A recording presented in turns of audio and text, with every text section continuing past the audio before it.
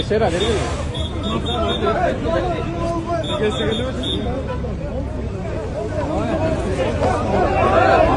Могу Төкөлдөштөгү индустардын окуу жайы жана жатаканасы.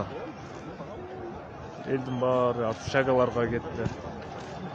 Урматтуу мекендештер, кечеги 18 майга караган түнү болуп өткөн окуялар боюнча бир аз маалымат берип кетейин деп чечтим. Себеби дегенде бул окуялар ар түрдүү ракурста көрсөтүлүп атат.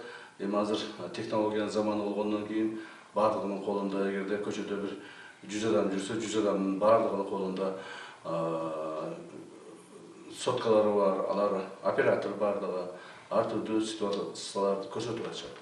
Ошол кечеги болгон окуяларда 18 жаштан 25 жашка чейинки жалаң жаш балдар катышкан. 200дөн баштап ар түрдүү ситуацияга карап туруп 500-700ге чейин балдар катышып жүрүштү.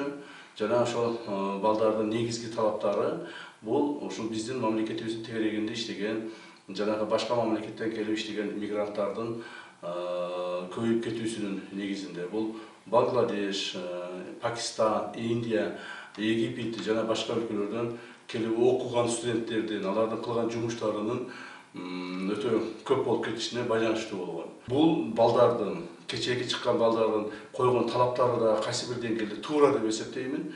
Алар көп ошол келген мигранттардын көп болуп кеткендигине байланыштуу биз өзүбүздүн чараларыбызды көрө баштаганбыз.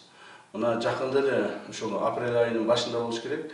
Урматтуу президент Санар Кожоевичтин өзүнүн жеке тапшырмасы негизинде ал киши ошол өзү совещание өткүзүп, президентибиз өзү совещание өткүзүп, ушул тапшырмаларды алдыбызга койгон, мамлекетибиздин ичиндеги мыйзамсыз жүргөн ар бир ошол башка мамлекеттен келген мигранттардын жоопкерчилигин кароо боюнча. Ошонун негизинде апрель-май айларында өтө активдүү жумуштар жүргүзүлдү жана азыр дагы жүргүзүлүп жатат.